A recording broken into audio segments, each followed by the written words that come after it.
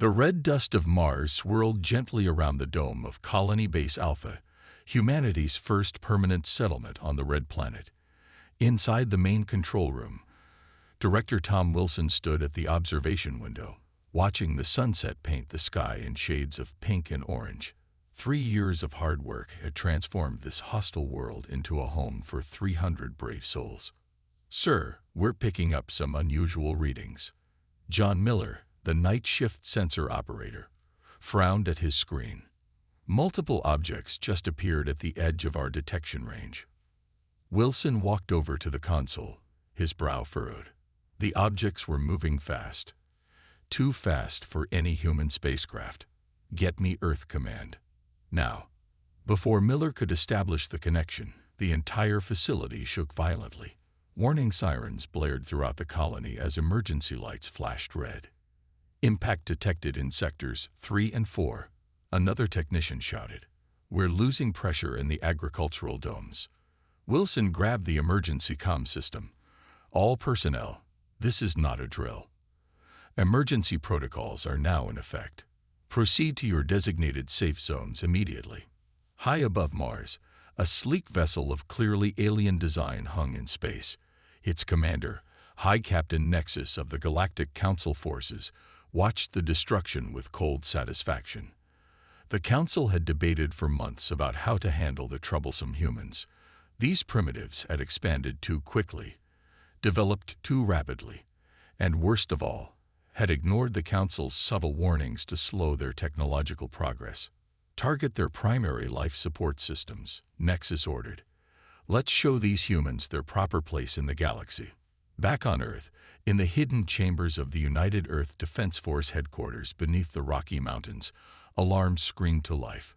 General Robert Hayes slammed his coffee mug down as dozens of screens lit up with emergency signals from Mars. "Get me everything we have on the attack," he barked. "And someone wake up the president." The data flowing in painted a grim picture. The alien weapons were unlike anything humanity had officially encountered, but Hayes allowed himself a grim smile. The Council had just made their first major mistake. On Mars, the situation grew desperate. Director Wilson coordinated the evacuation as best he could, but the aliens' precision strikes had crippled key systems. The backup generators strained to maintain life support in the remaining habitable sections.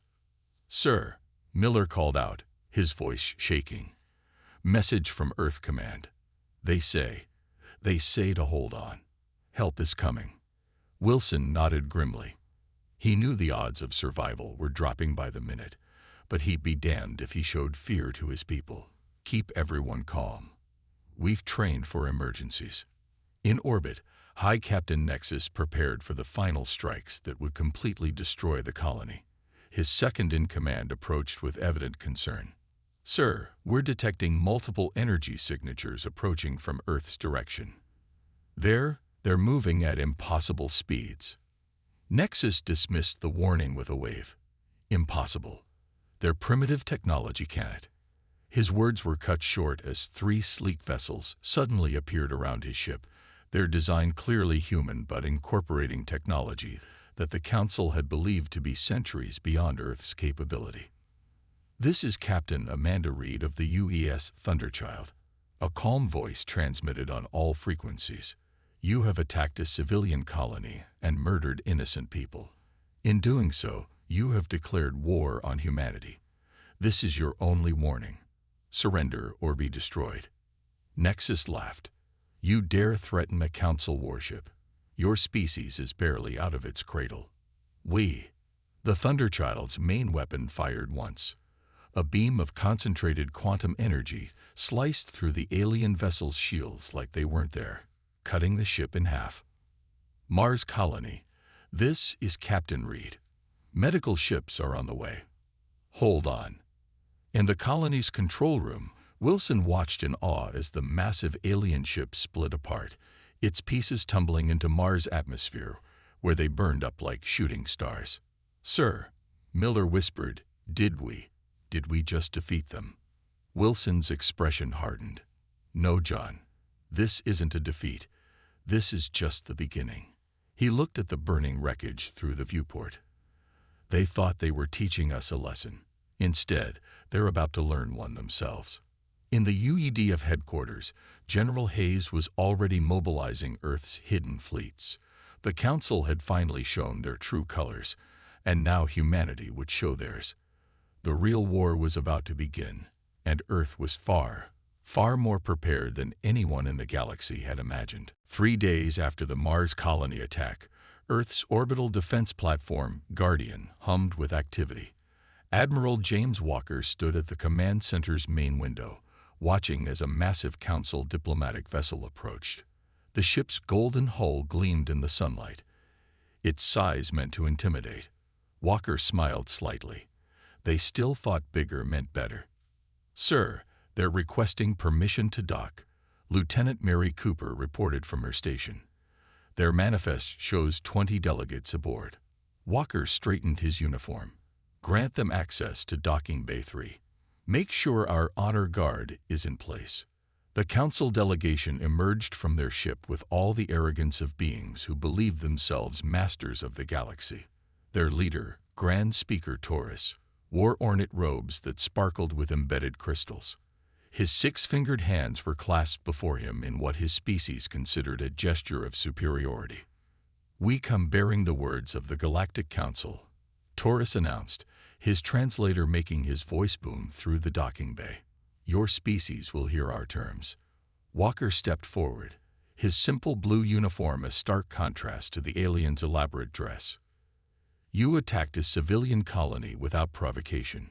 300 people died. And you expect us to listen to your terms?" Taurus's expression didn't change. "The attack was a necessary correction. Your species advances too quickly, develops too freely. It disrupts the natural order that the Council has maintained for 10,000 years." Behind Walker, dozens of human soldiers stood at attention, their advanced plasma rifles held casually but ready. Each weapon could punch through Council shield technology like paper, a fact the aliens didn't yet realize. "Follow me to the conference room," Walker said flatly. "Let's hear these terms of yours." The conference room offered a stunning view of Earth below. Taurus and his delegation sat on one side of the large table, Walker and his staff on the other. The Council leader activated a holographic display showing various star systems. "Your species will submit to Council authority," Taurus began. "All military vessels will be surrendered. All colonies beyond Mars will be abandoned. Your technological development will be supervised and restricted. In return, you will receive Council protection and limited trading rights." Walker leaned back in his chair. "And if we refuse? Then the Mars incident will be repeated on a larger scale." Taurus's eyes narrowed. "The Council's main fleet stands ready. You have 48 hours to submit your acceptance." "I'll need to consult with Earth's leadership," Walker replied calmly. "We'll have our answer within your deadline." As soon as the Council delegation returned to their ship, Walker activated his secure comlink. "General Hayes, are the fleets in position?" "All ships report ready," Hayes's voice crackled through. "Task forces Alpha through Delta are cloaked and waiting. They don't suspect a thing." Walker watched the Council ship depart. "They still think Mars was our only colony. Their arrogance blinds them to the truth." In his private office, Walker reviewed the real statistics of human space presence. While the Council knew about Mars, they remained ignorant of the 37 other colonies spread across 15 star systems, all hidden by advanced cloaking technology. Humanity had spent decades preparing for this moment, ever since they'd detected the first signs of alien civilization. "Lieutenant Cooper," he called over the intercom, "send word to all fleet commanders. Operation Thunderbolt begins in 47 hours. And get me the President. It's time to show the Council exactly what humanity can do." In the depths of space, human warships waited silently. Their crews were ready, their weapons primed. The Council thought they were dealing with a young, primitive species that would bow to threats. They were about to learn just how wrong they were. On Earth, in the underground command center, General Hayes addressed his staff. "For 50 years, we've hidden our true capabilities. We've let them think we're weak, primitive, confined to our solar system. In 47 hours, that illusion ends. He looked at the tactical display showing the positions of Earth's hidden fleets. They threatened our people, killed our civilians, tried to bully us into submission. Now they'll learn why you should never, ever threaten humanity. The countdown to humanity's response had begun. In 47 hours, the galaxy would never be the same. The Council's deadline was about to expire. Grand Speaker Taurus stood on the bridge of his flagship, the Golden Dawn, surrounded by the largest fleet the Council had assembled in 500 years. 10,000 ships filled the space around him, their weapons aimed at Earth. The humans' time is up, Taurus announced. Begin the attack. Before he could give the order, space itself seemed to tear open. Hundreds of ships appeared from nowhere, their sleek black hulls absorbing light rather than reflecting it. The hidden fleets of humanity had arrived. Admiral Walker's voice boomed across all frequencies. This is humanity's answer to your ultimatum. On the bridge of the UES dreadnought, Walker nodded to his weapons officer. All ships, execute Operation Thunderbolt. Show them what humanity can do. The space around Earth lit up like a new sun. Quantum torpedoes and plasma beams cut through the Council fleet. Their supposedly unbreakable shields failed instantly against weapons they'd never imagined possible. Ships that had dominated the galaxy for centuries were reduced to burning wreckage in seconds. Impossible. Taurus screamed as his flagship's alarms blared. Their technology. They're using weapons that shouldn't exist for another 1,000 years. The Golden Dawn's shields flickered and died. On its bridge, Taurus watched in horror as 3 human destroyers approached. Each was barely a quarter the size of his flagship, but they moved with impossible speed and precision. This is Captain Bill Thompson of the UES Thunder, a calm voice transmitted. Your ship is disabled. Surrender now. Taurus couldn't believe what he was seeing. The humans weren't just fighting back. They were winning.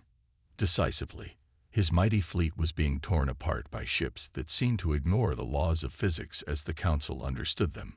In Earth's command center, General Hayes watched the battle unfold. Status report, he ordered. Council fleet is in chaos, sir, reported Colonel Jack Peters. Their ships are either surrendering or trying to flee. Our losses are minimal. Only 3 ships damaged, no casualties. Hayes nodded grimly. Begin Phase 2. Show them what else we've been hiding. Across the galaxy, cloaking fields dropped as human colonies revealed themselves. Advanced defense platforms appeared around worlds the Council thought uninhabited. Military bases hidden in asteroid fields powered up their weapons. On the moon, the massive doors of humanity's hidden shipyards opened. Hundreds more warships emerged, their hulls gleaming with technology that made the Council's best ships look primitive. Your attention, please. Walker's voice transmitted to all remaining Council ships. Look at your sensors. Look at what humanity really is. We are not confined to one planet. We are not primitive. We have been preparing for this day for 50 years. In the wreckage of his fleet, Taurus could only watch as his tactical display showed the true extent of human space presence. Colonies, bases, fleets, all hidden by technology his people had thought impossible. How? He whispered. How did you hide all this? Walker's response was cold. While you watched our public space program and sneered at our primitive rockets, our real ships were already exploring the galaxy. While you plotted to subjugate us, we were building, preparing, waiting. On Earth's moon, the doors of another facility opened. A massive ship rose from the surface, larger than anything the Council had ever built. Its hull was marked with the words UES Humanity's Hope. This is our newest ship, Walker announced, powered by zero-point energy, armed with weapons your scientists think are impossible, built to defend not just humanity, but any species that wants to be free from Council control. The battle was over in less than an hour. The mighty Council fleet was reduced to scattered wreckage and surrendered ships. Humanity had revealed its true power, and the galaxy would never be the same. In the aftermath, Walker sent a final message to the surviving Council ships. Return to your worlds. Tell them what you sought here. Tell them that humanity is not to be threatened or underestimated. And tell them that the age of Council dominance is over. The stars themselves seemed to shine brighter as humanity stepped onto the galactic stage, not as a primitive species to be conquered, but as a power that had forever changed the balance of the galaxy. News of Earth's victory spread across the galaxy like wildfire. On the planet Centius, home to one of the Council's largest shipyards, Commander Rita Stone watched her fleet emerge from stealth mode. Her ships, the pride of Earth's Third Fleet, surrounded the massive space station that had built Council warships for centuries. "This is Commander Stone of the United Earth Defense Force," she broadcast. "Your shipyard is now under our control. All workers are ordered to evacuate immediately." In the station's control room, the alien workers stared at their screens in disbelief. Human ships weren't supposed to be this advanced. They weren't supposed to be here at all. "You have 30 minutes, Rita continued. "After that, this facility will be destroyed. We will ensure everyone's safety during evacuation." On board her flagship, the UES Swift Justice, Rita watched the evacuation pods launch. Her second-in-command, Captain Mike Ross, monitored the process. "Last group of workers is clear, Commander," he reported. "No casualties." Rita nodded. "Begin the demolition sequence. Let's show the galaxy that the Council's power is broken." The massive shipyard, which had stood for over 500 years, erupted in a series of carefully controlled explosions. As it broke apart, ships from dozens of other species appeared, dropping their own cloaking fields. "Commander," Mike called out, "we're receiving transmissions from multiple races. They're asking for protection against Council retaliation." Rita smiled. This was exactly what Earth had hoped for. "Put them through to my console." The faces that appeared on her screen represented species that had suffered under Council rule for generations. There was Leader Ben of the Artarians, whose people had been forced to mine resources for Council ships. Queen Val of the Meridians, whose world had been turned into a Council military base. Chief Dan of the Star Tribes, whose people had been scattered across the galaxy as servants. "We watched your battle at Earth," Leader Ben said. "You did what we thought impossible. You broke their power." Rita leaned forward. "Earth stands ready to help all species who want freedom. We have been preparing for this moment since we first discovered the Council's true nature." In other parts of the galaxy, more human fleets revealed themselves. Each one protected a former Council subject world, preventing any retaliation against those who chose to break away. On the UES Swift Justice's main screen, tactical displays showed the growing alliance. Green dots represented friendly ships joining human forces. Red dots showing loyal Council vessels were becoming fewer by the hour. "Message from Admiral Walker, Commander," Mike announced. "Operation Liberty is now in full effect. We're to proceed with Phase 2. Rita turned to her crew. "Set course for the Council's primary fuel processing center. It's time to cut off their ability to wage war completely." The Swift Justice led its fleet through hyperspace, joined by ships from newly liberated worlds. The Council's fuel center came into view, a massive complex floating in space, surrounded by defensive platforms. "All ships, battle formation," Rita ordered. "Remember our training. Their weapons can't penetrate our shields, but stay alert." The battle that followed was brief but spectacular. Human quantum weapons disabled the defensive platforms while Allied ships protected evacuation routes for the workers. Within an hour, another pillar of Council power was reduced to drifting debris. Back on her bridge, Rita received a priority message from Earth. General Hayes' face appeared on her screen. "Excellent work, Commander," he said. "The Council's military power is crumbling faster than we expected. Their subject worlds are declaring independence by the dozen." "What about retaliation, sir?" Rita asked. Hayes smiled. "They can't retaliate. You just destroyed their last major fuel production facility. Their remaining ships don't have enough fuel to reach Earth, let alone fight. Rita looked at the tactical display, now showing hundreds of green dots representing Allied ships. The Council's red dots were almost gone. "Send word to our new allies," she ordered. "Tell them that the age of fear is over. Earth keeps its promises. We will protect their freedom just as we protected our own." As her message spread across the galaxy, more and more ships joined the growing fleet. The Council's power was broken, and a new era of freedom was beginning. The Great Council chamber on Capital World was in complete chaos. Hundreds of alien representatives shouted and argued as reports of Earth's victories flooded in. The massive marble walls that had witnessed 10,000 years of Council rule now echoed with panic and fear. Elder Max, the oldest member of the Council's inner circle, watched from his elevated seat as former enemies became allies against his rule. His gray skin had turned almost white with stress. "Order," he shouted, his voice amplified by ancient technology. "We must have order." But there was no order to be had. On the main display screen, more reports arrived every minute. Council shipyards destroyed, fuel stations captured, prison worlds liberated, and everywhere, human ships protecting those who chose to rebel. "The humans hide in plain sight," one representative shouted. "Their ships could be anywhere." Another stood up, pointing at Elder Max. "You told us they were primitive. You said they had barely reached their own moon. How did you not know their true power?" In the middle of this chaos, the chamber's massive doors swung open. First Speaker Marcus Reed of Earth walked in, wearing a simple black suit. The room fell silent as he approached the central platform. "Members of the Council," he said calmly, his voice carrying to every corner of the room, "I bring a message from Earth." Elder Max gripped his chair tightly. "You have no right to be here." "Guards." But the guards didn't move.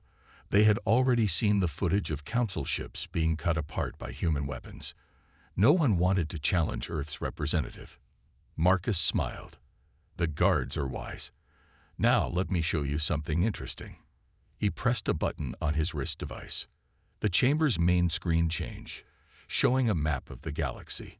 Thousands of dots appeared, each representing a hidden human outpost, military base, or observation post.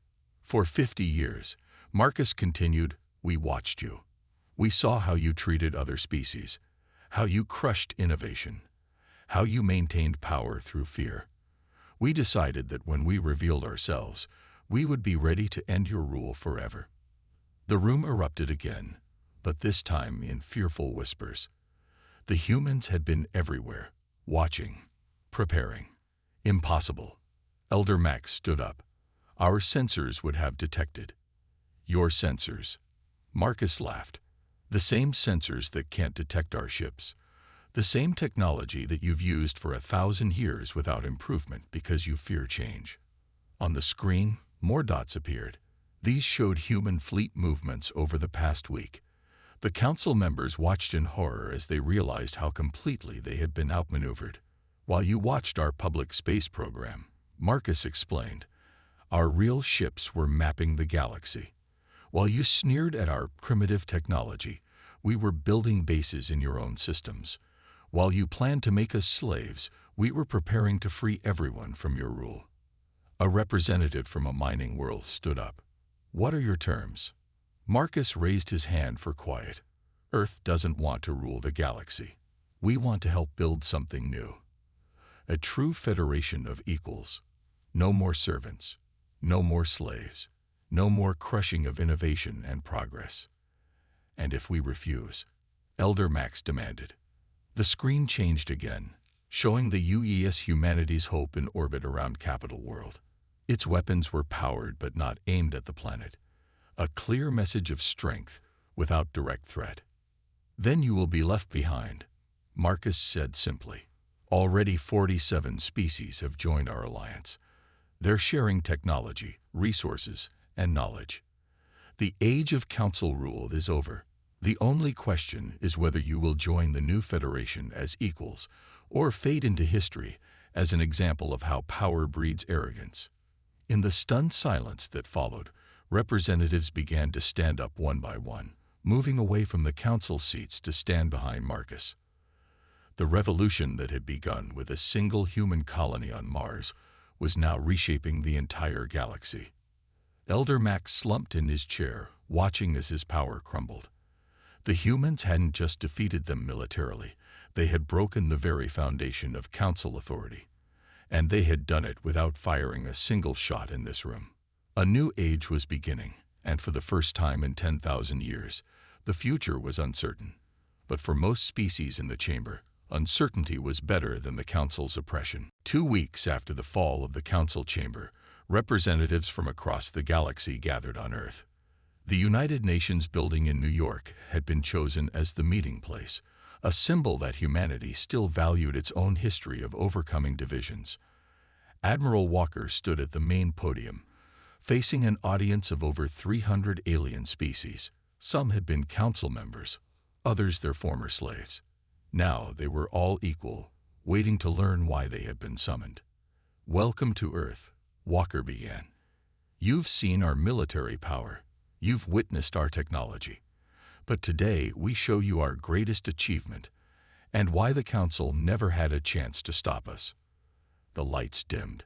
Above the podium, a holographic display sprang to life, showing a three-dimensional map of the galaxy. But this was different from any map the aliens had seen before.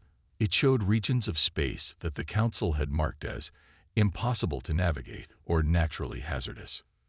For centuries, Walker continued, the Council claimed these regions were dangerous or impossible to use. They used this lie to control trade routes and maintain their power. We discovered the truth 50 years ago. The map zoomed in on one of these regions. It showed hundreds of human ships moving freely through what the Council had claimed was deadly space. Professor Jane Smith, Earth's leading expert on space-time physics, stepped forward. "The Council didn't lie about these regions being special," she explained. "They simply didn't understand them. These are natural hyperspace highways, paths where space itself helps ships move faster than normal." The alien audience murmured in surprise. This was impossible by their understanding of physics. While the Council relied on brute force engines, Jane continued, "We learned to ride these currents. Our ships use 1/10 of the fuel and move 5 times faster. This is how we built colonies and bases right under their sensors." The map changed again, revealing thousands of human settlements in these supposedly dangerous regions. Hidden shipyards, research stations, and thriving colonies appeared everywhere. The Council had forbidden travel. An alien diplomat stood up. "But our ships can't enter these regions safely." "Because you're using 1,000-year-old Council technology," Walker replied. "We're offering to help upgrade your ships, all of your ships, for free." The room erupted in excited conversation. Access to these regions would change everything. Trade, exploration, colonization. Then Walker raised his hand for silence. "But there's more, Professor." Jane nodded and pressed a button. The map zoomed out further than any Council map had ever shown. New stars appeared, new regions of space that no one in the room had ever seen. "The galaxy is 3 times larger than the Council claimed," she announced. "They kept to a small region of space because their old technology couldn't handle the true distances. But humanity has already explored much of it." Images appeared showing human colonies in these unknown regions, cities under alien suns, research stations studying strange phenomena, and trading posts waiting for the rest of the galaxy to find them. "This is why we waited," Walker explained. "This is why we let the Council think we were primitive. While they watched our first steps into nearby space, our real ships were mapping these new regions. We needed to be sure we could protect any species that joined us in true space exploration." The alien representatives stared in wonder at the true map of their galaxy. Countless new worlds waited to be explored. Endless opportunities for expansion without conflict. "The Council kept you fighting over scraps," Walker said softly. "Limited resources, limited worlds, limited space. But the galaxy is vast, rich, and welcoming. if you have the right technology and knowledge to explore it. He spread his arms wide. This is humanity's real gift to the galaxy. Not just freedom from the Council, but freedom to explore and grow. Every species here will receive full access to our star maps, our technology, and our protection while you develop your own ships. The chamber was silent for a moment. Then, species by species, they stood and cheered. The Council had kept them trapped in a tiny corner of space, fighting over resources that had seemed scarce. Humanity had just shown them that their true cage wasn't political, it was their own limited view of what was possible. The galaxy wasn't just changing politically. It was about to expand in ways that would make the Council's old borders seem like lines drawn in a puddle while an ocean waited to be explored. 1 month after the Great Revelation, the new Galactic Federation held its first official meeting. The massive assembly hall, built in orbit around Earth, hosted representatives from over 500 species. Old Council members sat beside former slaves, all equal under the new laws. Admiral Walker stood at the center of the hall, his uniform carrying new symbols that represented not just Earth, but all of humanity's hidden colonies. The room fell silent as he began to speak. 1 month ago, we showed you the true size of our galaxy. Today, we begin our journey to explore it together. The main screen lit up, showing the first joint mission of the new Federation. 20 ships from different species, each upgraded with human technology, prepared to explore the unknown regions together. But first, Walker continued, we must address the past to build our future. At his signal, the former Council leaders were brought forward. Elder Max and his inner circle looked old and tired now, their power completely gone. Many expected punishment or revenge for their centuries of control. The easy path would be to treat you as you treated others, Walker said to them. To make you serve, to take revenge for all the worlds you oppressed. But humanity didn't hide and prepare for 50 years just to become the new tyrants. Commander Rita Stone stepped forward, carrying the data crystal. Instead, we offer you a choice. Join us as equals. Share your knowledge of the past. Help us build something better than the Council ever was. Elder Max looked up, surprise clear on his face. After everything we did, you would trust us. Trust must be earned, Walker replied. But everyone deserves the chance to earn it. Your species will have the same rights as all others in the Federation. The same access to the new star maps. The same opportunities to grow. The hall was silent as Elder Max stood shakily. We were wrong, he said, his voice carrying across the room. Wrong about humans, wrong about how to rule, wrong about everything. We accept your offer. The tension in the room broke. Species that had been enemies for centuries began to talk, to share ideas for exploration and trade. The human way of cooperation was already spreading. First speaker Marcus Reed took the podium next. Today we sign the Federation Charter. Its first law is simple. No species may claim superiority over another. Its second law. Knowledge and technology must be shared for the benefit of all. Its third law. The strong must protect the weak until they grow strong themselves. On the main screen, the first joint expedition launched. Ships of different designs, crews of different species, all working together as they entered one of the natural hyperspace highways that humanity had discovered. Let today be remembered, Walker announced, not as the day humanity showed its power, but as the day the galaxy chose cooperation over domination. When we began preparing for this moment 50 years ago, we had two choices: become new rulers or become guides. We chose to guide. Professor Jane Smith activated a new display, showing education centers being built across the galaxy. Every world will receive a learning center, staffed by teachers from multiple species. Together, we'll explore the physics of hyperspace highways, develop new technologies, and push the boundaries of what's possible.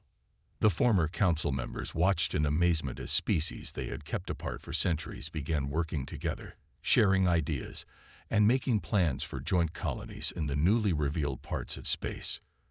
Commander Stone's voice carried across the hall. The Council's greatest fear was that species working together would become too powerful to control. They were right about that, but they were wrong to fear it. Walker raised his hands for attention one final time. A month ago, humanity revealed its strength through weapons and ships. Today, we reveal our true power.